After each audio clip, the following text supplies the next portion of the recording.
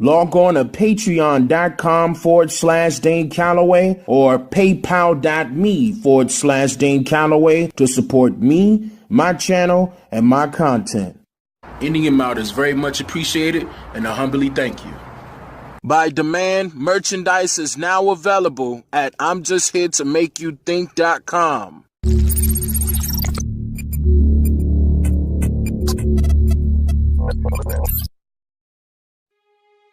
Good, you made it. I appreciate that.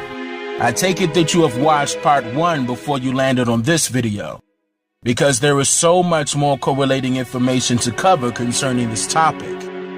So let's begin. They're with their parents, it depends. But look, it sounds cold and it sounds hard. We have a country. Our country's going to hell. The dreamers, having to do with children and, you know, the dreams of children. And these are people that come over the country, the dreamers. And I said, what about our children? Our children. I want the children that are growing up in the United States to be dreamers also. They're not dreaming right now. We will immediately terminate President Obama's 2 illegal executive amnesties. 2 illegal executive amnesties. 2 illegal executive amnesties. 2 illegal executive amnesties. 2 illegal executive amnesties.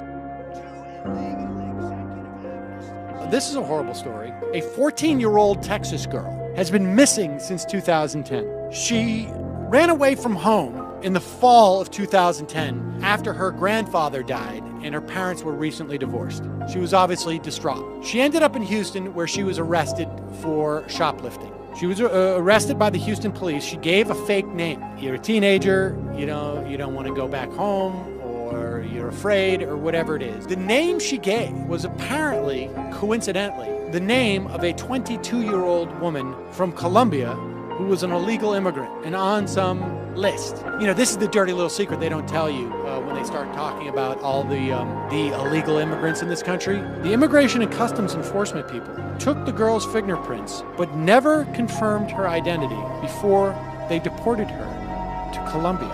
This 14-year-old girl from Texas speaks no Spanish. She's not even Spanish. She's not Spanish. She's not Hispanic at all. Well, she's not Hispanic. She speaks no Spanish. She was sent to Colombia. Apparently, her grandmother, Lorene Turner, has been searching for this girl everywhere she can and found her via Facebook, where the girl has been posting, complaining that she's working in some big house, cleaning all day. She's exhausted. U.S. authorities asked the girl to be picked up at the embassy, but the country reportedly won't release her, and she's still being held in a detention facility. I got news for you. You do not dramatically raise the number of immigrants that you are deporting from this country without stuff like this happening. And how many of these stories exist that we don't hear about? How does rescinding the DREAM Act or DACA affect African Americans? Well, allow me to break this down. First, we know that rescinding the policy will force the removal of millions of undocumented and documented immigrants currently residing in the U.S. And with the help of President Trump's executive orders like 13768 and beyond already underway, this just speeds up the process of a particular utilitarian agenda in which removing these certain immigrants from America and sending them back to their homelands can possibly serve as a precursor for many things that are said to soon arise. Second, I previously stated in part 1 that the DREAM Act nor DACA literally states which group or groups of races that it's referring to when it says, quote, undocumented immigrants. This is very important to note, because the main part of their agenda already underway that currently affects all people of color is by you deeming yourselves as, quote, blacks and or, quote, African Americans. Why? Well, if you look a bit closer into the 13th, 14th, and 15th Amendments, you'll soon discover that no trace of either term, Black and African American, has any standing in law still to this very day. Plus, calling yourself African American would literally mean that you have dual citizenship in both countries. Do you? Of course not. And yes, there is a flip side to this. Because deeming yourself as African American with no paperwork of dual citizenship to both countries literally means that you're an undocumented immigrant, with Africa being your alleged homeland. See, now here's the problem with that. With President Trump rescinding DACA, aka the DREAM Act bill, on September 5th, 2017, and passing executive orders like 13768 and beyond to remove legal and illegal immigrants from the United States, that should also make you ask the question, does that include African Americans too? Now, there has been a hidden agenda that is being continuously pushed still to this very day, ever since the terms, quote, black and, quote, African American was implemented in this country. If you go back to my previous video called The Birth of the Term African American, you will see that it was not always used to describe people of color in the United States. You will also see that it was forcefully placed upon our people by some prominent individuals, some of which shares the same skin complexion as you and I. Not only has both terms been pushed heavily onto those voluntary self-disclosure surveys administered to the masses, but they have also been pushed across as the norm, especially by those who identify themselves with the Pan-Africanist movement. You trying to empower yourselves without Africa? It's impossible. As Africa goes, so does you. It's not a question of whether or not you are Pan-Africanist. It is Pan-Africanism or perish. What's up, African? It's KLX, man. Yeah, I can't even take the chance. What's up, African? Can we boom. Keep those, man. Boom. What's up, African? Man, for revolutionary Pan-African nationalism to be realized on the continent of Africa, we must have a United States of Pan-Africa. We need the 54 plus nations of Africa to give up some of their sovereignty.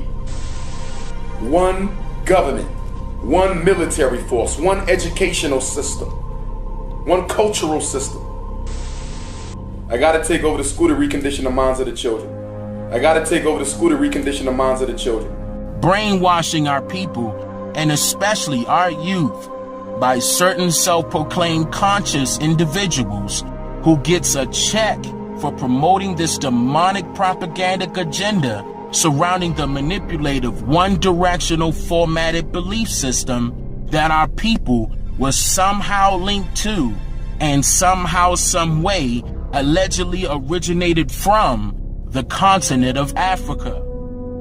Still to this very day, many of our own people are believing a lie that was created in the early 1900s instead of knowing the absolute truth that we are the original people of Turtle Island, now known as North America.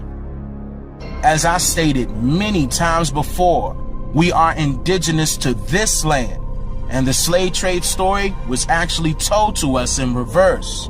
Now, if you understand that, then you should also understand that the children that are being sent back to the lands of their quote-unquote origins through many different ways, not limited to the departure of the DREAM Act, then you should know that you and your children could very well may be sent back to the lands of your quote-unquote origins as well. Sent to a place that you are not familiar with and exiled from your own homeland. In one of my previous videos, I pointed out the fact that the United States government handed the U.S. Constitution to the UN. And I also shared some very, very important information concerning a salvage claim. In 2014, President Obama signed off. Now, this wasn't an executive order. What it was a Copenhagen Treaty. I mentioned that the Copenhagen Treaty was signed simultaneously as the Copenhagen Agreement. And I also mentioned that you cannot find the Copenhagen Treaty because as soon as that was posted, it caused so much confusion that they took it down. I'm talking about in less than like 3 hours. Like if you were not on top of that, following the official government website, which is whitehouse.gov, or you could be looking at congress.gov. If you were not following that, you were going to miss that. What's going on is the Copenhagen Treaty is basically the United States government handed over the United States Constitution to the UN. Okay, now this happened already, guys. The U.S. Constitution is no more. It's out the window. Okay, it's gone. All right, now let me give you a big hint of the reason why. Oh, you could probably think I'm lying, but let me give you a big hint of how I'm not lying. Because when the U.S. Constitution is in place, the president cannot make executive orders mandated immediately. He will have to go through the branches. Now, right now, he does not. It's in rogue. The U.S. Constitution does not exist. So he could put out any executive order. Obama did this too. He could put out any executive order that he wants without Congress permission. Okay, I'm talking about, and it's stamped immediately. Now, in 2002, former President George W. Bush went to the United Nations and requested what they call a salvage claim. Now, the salvage claim did state that the Mexican Americans, okay, and African Americans destroyed the entire infrastructure of the United States of America, stating that we did this due to welfare, home loans, student loans, car loans, food stamps. Like, they got granted, that. I mean, in other words, let me explain what that means. It was a bailout, okay? In order for them to state that they needed help. That was their way or their ticket. I'm talking about the United States. That was their ticket to get out of the ordeal that they had with Russia and China through the UN. This was not publicized. Okay, this was not publicized. But now you know. If you didn't know, now you know. They no longer want the money. What they want is the land.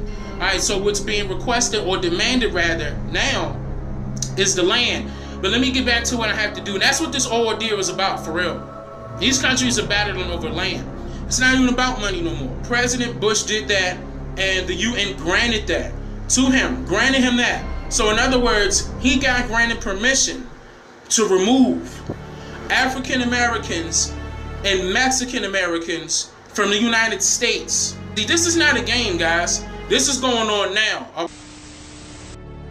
There is a legal action that you and your family can do in order to protect yourselves, especially if you know for a fact that you have been identifying yourselves as Black and or African American on paper. You may contact me for further information concerning this matter via email. I will leave my contact information in the description below. Now, if you are in fact still asking this question, how does this include me? Well, let me ask you, how many times have you filled out an application for employment, government assistance, or anything with your information over the years, and voluntarily self-identified yourself as Black or African American before you were finally told the truth?